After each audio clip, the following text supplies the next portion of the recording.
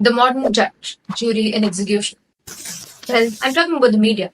Because who needs due processes when you have headlines and opinions, right?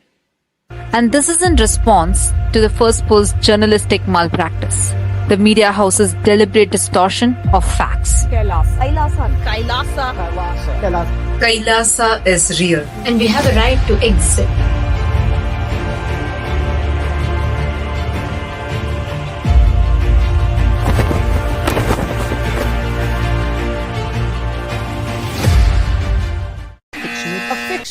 Fictional. Dear media, your persistence in calling KAILASA fictional is just as entertaining as your commitment to fact-checking. Just a reminder, KAILASA stands strong, recognized as a sovereign state by international law. We're not a fantasy.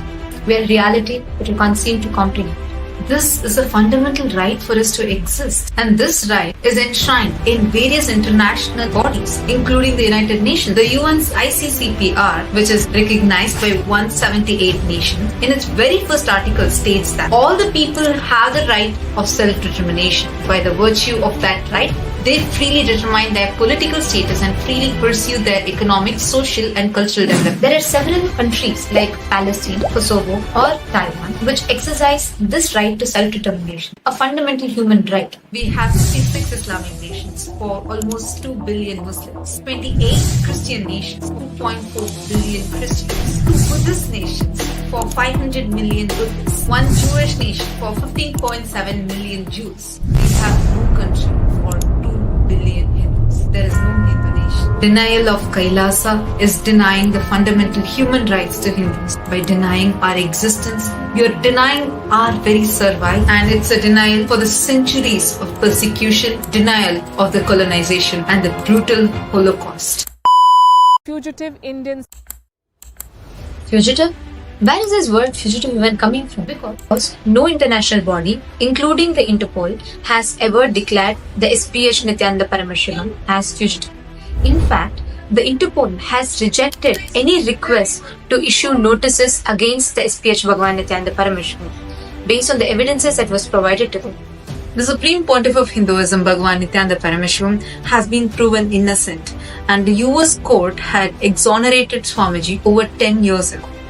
And not just that, the court also fined the conspirator for over $500,000 for all of their false allegations on Swamiji. These false allegations are not a standalone incident. They are a continuation of one of the most brutal, bloodiest, the largest and the most unspoken Holocaust, the Hindu Holocaust.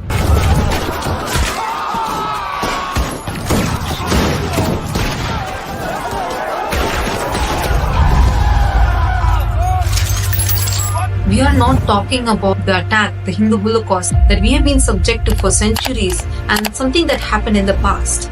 We are not talking about the Mughal invasion or the British invasion. We are talking about what is happening to this day.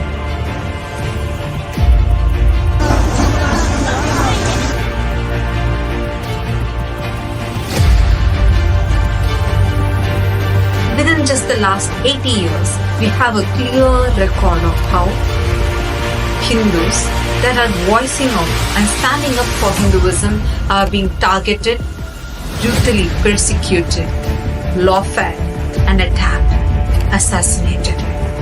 This has been a clear mark of how every single Hindu guru, whoever is voicing out for Hinduism, has been treated and continuing to be persecuted even to this day. For over 10 years, a continuous series of life-threatening attacks.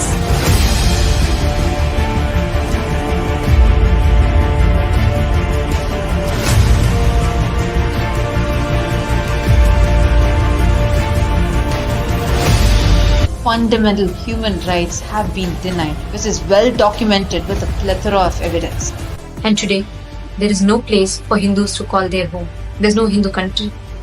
KAILASA is established by the Supreme Pontiff of Hinduism as a safe haven for Hindus to live, to practice their religion without any fear of being persecuted. Like how Israel is for the Jews, Vatican is for the Christians, KAILASA is for Hindus. Because the Supreme Pontiff of Hinduism is standing up unapologetically for this cause, he is being targeted and persecuted. It is important to note that despite 15 years of malicious prosecution in India, the SPH has not been convicted of any crime. The unproven allegations of rape are false and baseless. Patients without any obligation to contribute. Completely selflessly, Kailasa has contributed over 5 million PYG worth of medical aid to support the people in the said local community of Parak. And this is just one of the various other initiatives that the Supreme Pontiff of Hinduism has set forth to contribute to the humanity. Fundamentally, KAILASA is a humanitarian services-based nation. And this aid is not collected, gathered through taxes like how many other established nations are. But instead, it is raised through the sheer hard work, immense sacrifices of the Supreme Pontiff of Hinduism, Bhagwan Nithyananda Paramashivam, and the contributions of the hardworking individuals of the persecuted minority indigenous community who've seen the Supreme Pontiff of Hinduism's hard work, relentless sacrifice, and the unshakable commitment towards the mission. KAILASA is real.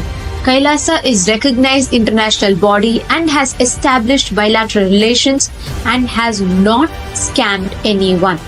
Organizations and institutions representing KAILASA have established diplomatic relations with many cities, states, constituencies, municipalities around the world, bridging cultures, encouraging interreligious dialogue, and continuing our Hindu-based humanitarian services to promote global peace through better understanding of diverse cultures. The Supreme Pontiff of Hinduism over last 30 years has been providing free education to the world. In fact, I have graduated from Kailasa's Nithyananda Gurukul and studied in the university, the world's largest Hindu university, which is the Nithyananda Hindu University, which is completely available free of cost. In addition to this, the Supreme Pontiff of Hinduism has launched various initiatives which KAILASA for the last 30 plus years has been continuously extending to the humanity. For example, over 1 billion free organic sattvic meals have been served to people, medical aids, setting up free medical camps, providing free accommodations to people, attending to the people in need, attending to disaster relief camps. So many initiatives like this are being actively extended to humanity in Kailasas, which are spread in over 150 countries around the globe, including during the pandemic time, when the multi-layered preventive quarantine methods were enabled in multiple Kailasas across the globe, irrespective of race, religion, caste, nationality or gender. Everyone were warmly welcomed, and all of these services were provided completely free of cost. Why as Hindus we are not knowing all of this information? Why as Hindus we are not standing up for this? This attack, this persecution has to stop. We as KAILASA, representing the 2 billion Hindus, the entire Hindu diaspora, demand a sincere, unambiguous apology. Dear Firstpost, stop the disinformation and publish the truth.